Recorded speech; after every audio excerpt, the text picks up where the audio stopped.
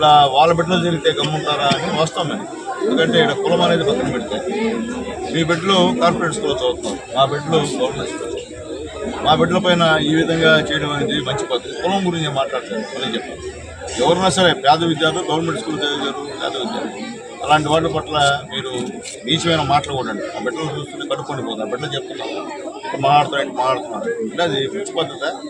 ఒక ఉపాధ్యాయ వృత్తిలో ఉండి మీరు ఈ పని చేయడం అనేది ఎంతవరకు నీకు చెప్ప, ఎందుకంటే ఇవన్నీ విడిచిపెట్టే సిగ్గుసారు నీ గురించి మాట్లాడడం అవసరం లేదు. అయితే ఈ ఇష్యూ జరిగిన తర్వాత హెడ్ మిస్టర్స్ కానివ్వండి, తోటి ఉపాధ్యాయులు కానివ్వండి, అట్లీస్ట్ హైర్ అథారిటీకి కంప్లైంట్ చేయాల్సిన బాధ్యత, కంప్లైంట్ కాదు అట్లీస్ట్ సమాచారం ఇవ్వాల్సిన బాధ్యత హెడ్ మాస్టర్గా మీకు ఉంది. అక్కడ ఎంఈఓ గారు కూడా వచ్చారు ఈ స్కూల్కి, ఆయన కూడా ఇన్ఫర్మేషన్ లేదు. అంటే అర్థమైంది అంటే మీరు అంతా కలిసి గూడు పూటానే, ఎట్లా అర్థం కావట్లేదు చెప్పండి. మంచి పద్ధతి ఇదే. మీ బిడ్డలు చదివే స్కూల్ రేటు జరిగితే మీరు గమ్ముంటారు. ఆ తల్లిదండ్రులు ఆవేదన చూస్తుంటే కడుపు పండిపోతాం. ఒక్కొక్క ఆడవాళ్ళు చూస్తే ఏడుస్తున్నారు, ఇట్లా చేశారండి అనేటువంటి బాధలు చూస్తే నిజంగా కడుపు తరుక్కుపోతుంది. ఈ ఎమ్మెల్యే ట్యాగ్ కానీ లేకుండా ఉంటే వేరే విధంగా ఉంటుంది.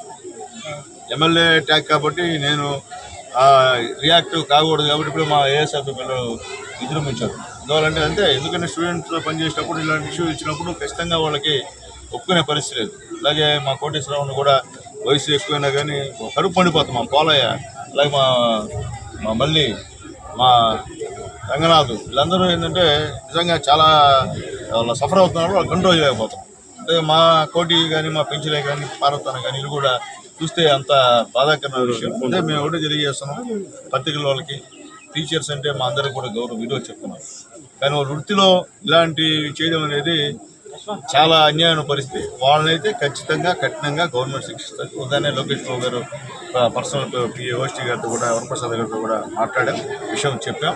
ఖచ్చితంగా వాళ్ళపైన కేసులు పెట్టాల్సిందే అని కూడా చెప్పాం. వాళ్ళు కూడా గట్టిగానే స్పందించారు. తర్వాత టోటల్ రిపోర్ట్ వచ్చిన తర్వాత ఎస్పీ గారు అయితే నాకు తెలిసి ఉదయాన్నే టెలికాన్ఫరెన్స్లో కేసు రిజిస్టర్ చేయమని చెప్పి కూడా చెప్పారని చెప్పి కూడా నాకు ఇన్ఫర్మేషన్ ఉంది.